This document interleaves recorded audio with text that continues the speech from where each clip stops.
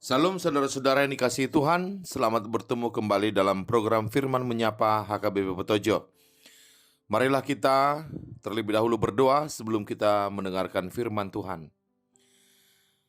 Ya Tuhan, jadikanlah hati kami menjadi ruang Maha Kudus, di mana Engkau akan bertahta. Dan biarlah seluruh hidup kami dikendalikan oleh suara-Mu yang membawa firman Tuhan untuk kami dengarkan hari ini.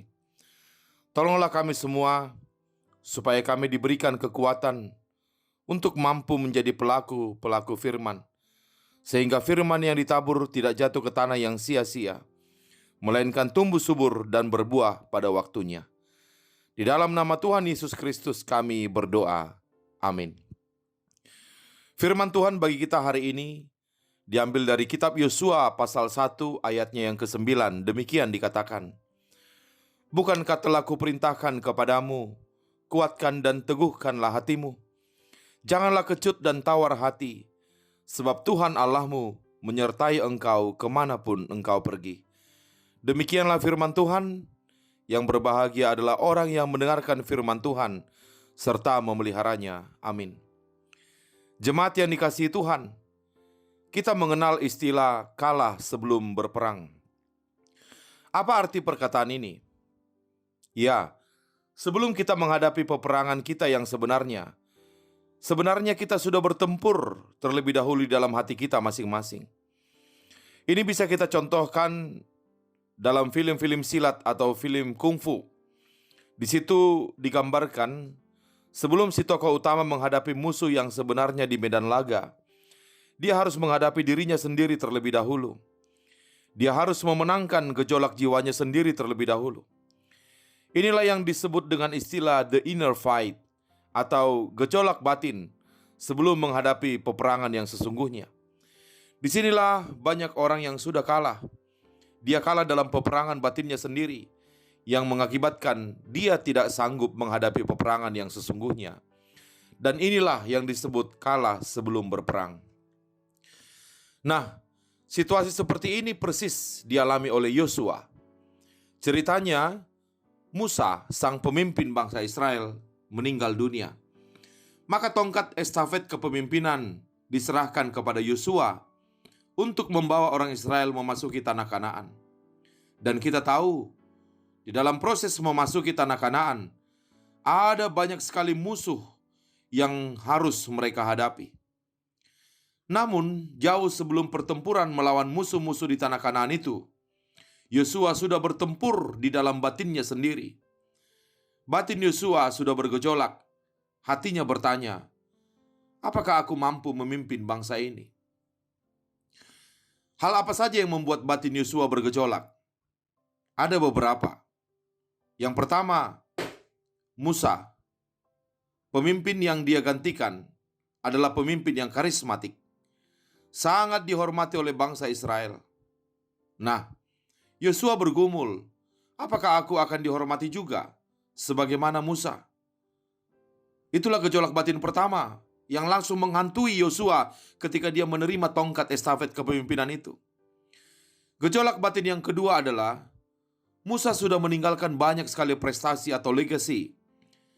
Dia berhasil meminta Tuhan untuk membuat banyak mukjizat sepanjang perjalanan di Mesir, dari Mesir ke tanah Kanaan.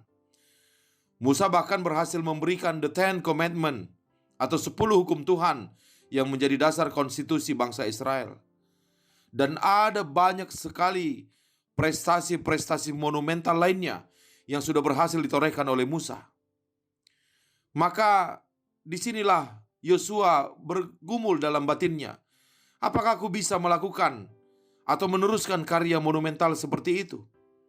Bangsa ini tidak akan pernah bisa lepas dari bayang-bayang kebesaran Musa.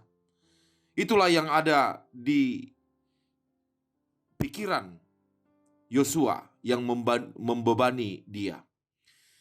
Gejolak batin yang ketiga, bangsa Israel adalah bangsa yang sangat tegar tengkuk, keras kepala, sukar diatur, suka menuntut, suka protes. Yosua benar-benar menyaksikan karakter mereka ini selama di perjalanan di padang gurun. Bahkan pemimpin sekaliber Musa saja dibuat kewalahan. Lah bagaimana dengan aku? Pastilah bangsa Israel akan membanding-bandingkan diriku dengan Musa. Demikian pikiran Yosua. Maka ini sangat menghantui pikirannya. Dan gejolak keempat adalah tanah Kanaan adalah medan tempur yang sama sekali asing bagi Yosua. Wilayahnya sangat luas dan medan alamnya pun keras. Maka lengkaplah sudah percampuran tantangan-tantangan yang teramu menjadi satu. Bergejolak hebat di dalam hati Yosua pada saat itu. Benar-benar suatu medan laga di dalam hati yang penuh dengan tanda tanya. Jantung Yosua tidak pernah berhenti berdegup keras setiap hari, setiap dia memikirkan semua gejolak batinnya itu. Maka di situasi itulah firman Tuhan datang kepada Yosua, sebagaimana bunyi firman hari ini yang berkata, kuatkan dan teguhkanlah hatimu. Janganlah kecut dan tawar hati, sebab Tuhan Allahmu menyertai engkau kemanapun engkau pergi. Apa makna firman Tuhan ini kepada Yosua? Kalau kita perhatikan dari bunyi firman ini, seakan-akan Tuhan hendak mengatakan kepada Yosua, Yosua, aku akan menangani medan pertempuran yang akan kau hadapi.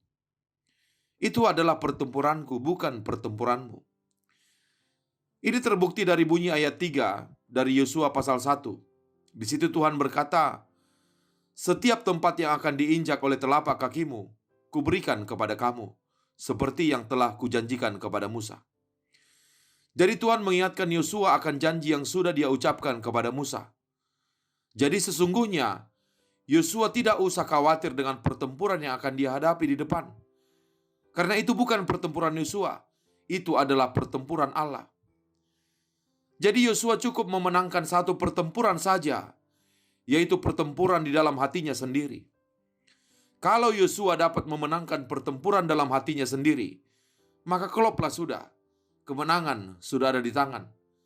Sebab Tuhan sendiri sudah menjamin kemenangan dalam pertempuran menghadapi bangsa Kanaan di depan.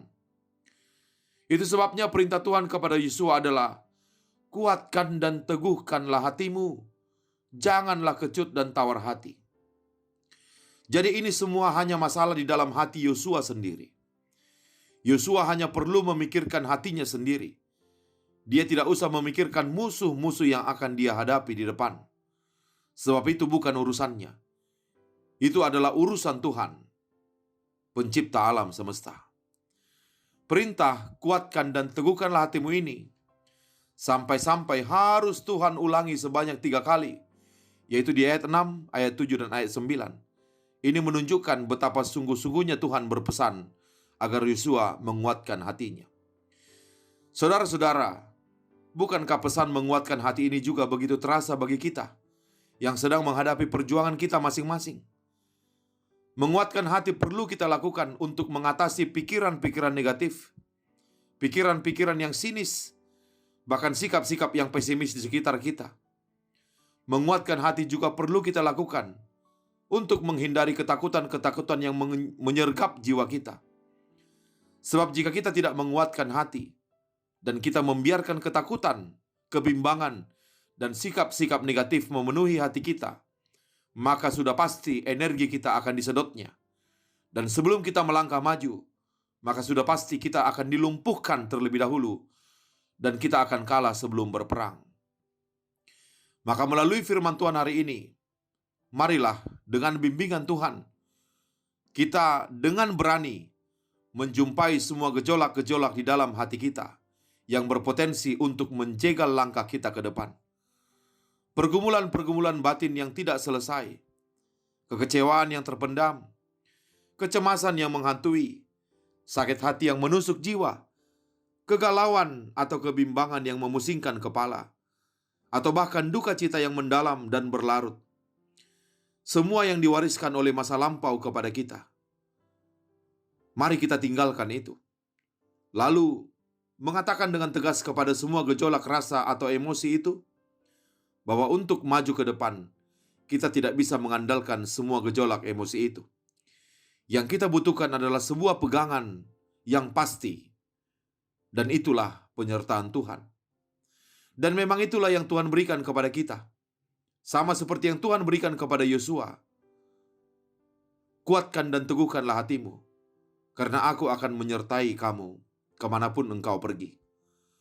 Kiranya melalui firman hari ini, kita dapat memenangkan gejolak hati kita masing-masing. Dan kemudian dengan berani kita menghadapi medan pertempuran kita, dengan sebuah keyakinan bahwa Tuhan akan selalu menyertai kita, dan penyertaannya itu tetap. Amin. Mari kita berdoa. Terima kasih ya Bapa, melalui firman hari ini, Tuhan menguatkan dan meneguhkan hati kami. Memang benar ya Tuhan, peperangan kehidupan kami sebenarnya adalah peperangan Tuhan. Kami hanya perlu memenangkan pertempuran dalam batin kami. Itu adalah tugas kami Tuhan. Selebihnya, Tuhan yang akan bertempur di depan kami. Maka kuatkan kami Tuhan untuk memenangkan pertempuran atau gejolak batin kami sendiri. Yang kebanyakan itu adalah bayang-bayang masa lalu kami. Kekecewaan, kebimbangan, ketakutan, bahkan duka cita yang berlarut. Mampukan kami untuk mengatasi itu Tuhan terlebih dahulu. Maka pertempuran yang akan ada di depan kehidupan kami, dengan penyertaan Tuhan, kami percaya kami akan mampu melaluinya bersama dengan Tuhan. Maka bersama dengan firman-Mu, kami akan jalani setiap hari dan setiap tantangan kami. Dalam nama Yesus Kristus kami berdoa. Amin. Selamat beraktivitas. Tuhan Yesus memberkati. Shalom.